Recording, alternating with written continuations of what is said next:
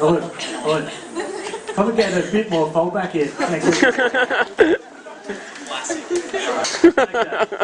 Good afternoon, boys and girls, ladies and gentlemen. You've been one of Michael's groomsmen today. I hope you've all enjoyed the day so far. I think you all agree that the bride has looked absolutely stunning today. And Mick, you've looked absolutely stunning. And how about those bridesmaids? Give it up for the bridesmaids. Okay, when Mick first asked me if I could do a speech at his wedding, I was pretty nervous about it all. You know, like being asked to do a wedding speech, it's a little bit like being asked to make love to Camilla Parker Bowles. It's a great honour, but no one really wants to do it. But I never say no.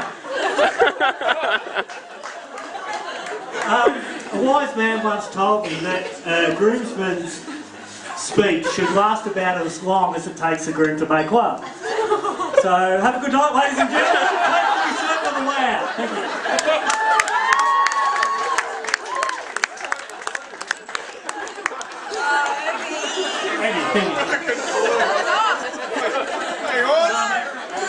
Alright, now serious things. So what can I say about the grooms? I've known him for about 15 years now.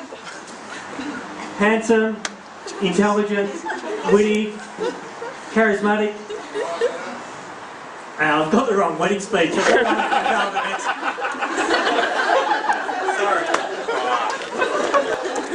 I've got the wrong one now, sorry. Oh, sorry. Mick Evans. Mick was born on March 12, 1975. Now, so I thought I'd try and start off the speech by linking it into some important event, some major world event that happened on this date. I looked up on the internet and I couldn't find anything. Nothing really happened that day. Well, except that the nurses at Kew Hospital, where Michael was born, still refer to it as Ugly Wednesday. Now looking at him today, you wouldn't believe this, but Mick, he wasn't a pretty baby. I'll tell you what, his mother Margaret didn't get morning sickness till after he was born. And as a kid, right, Mick always thought he was a bit different to all the other 5-year-olds in his class. He was 11. Let's go. And, all jokes aside, I've got to say, Michael was grown into a mature and respectful young man. And until I moved up to Melbourne and had the privilege of sharing a house with Michael. Now, of all of my housemates, Michael was one of them.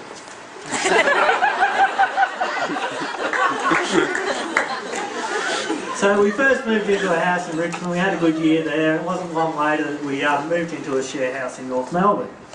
And things were going well there, but it was probably, I don't know, maybe 1 or 2 years into sharing that house with you, Mick, that I noticed a few things are a little bit different about it. Something was a bit unusual.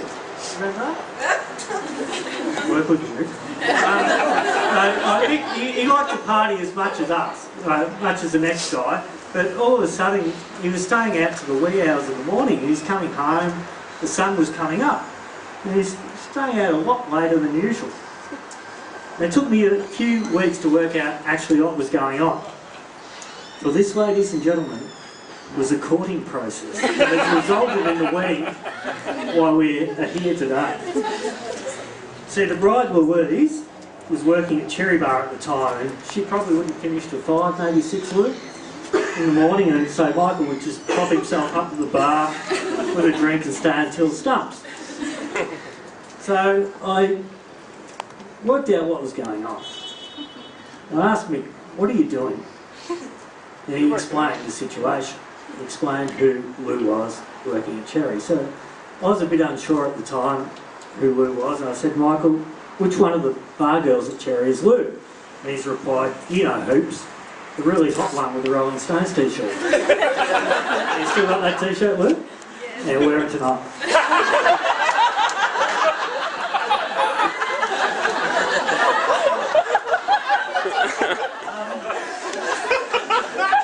So I really knew Michael had fallen for Louise big time when he went to the Town Hall Hotel in North Melbourne. And a few hours later, he came running back in the front door like a little schoolgirl going, "Oh my God, oh my God, oh my God, she's here, she was there, she was there." Exactly like that, exactly. Chanting impersonation.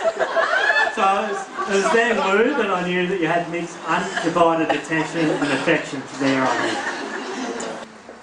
I'm going to wrap it up soon. It's probably traditional that one of the groomsmen gives the groom some words of advice about marriage.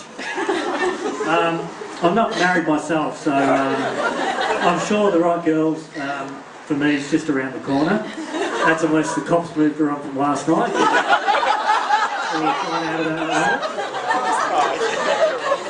So it's a little bit hard, so just thought I'd jump on the internet and see if I could start doing some research. So I jumped on the internet and I found a lot of pictures of Britney Spears and didn't really get too far past that. But the one piece of advice or research that I did find about marriage, Michael, I'd just like to share with you now. Oh no. Michael, marriage, it can really be compared to a roller coaster ride. You're going to have your ups, you're going to have your downs. There'll be times we get thrown sideways, upside down. There'll be moments of excitement, fear, joys and tears. The roller coaster ride has been worth it.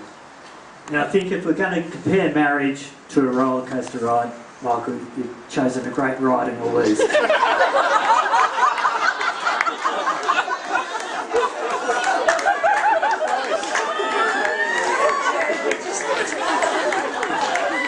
So I've probably gone on long enough. I'd just like to finally, once again, I'd like you to all raise your glasses to a couple of special people here today. Ladies and gentlemen, to the bar staff.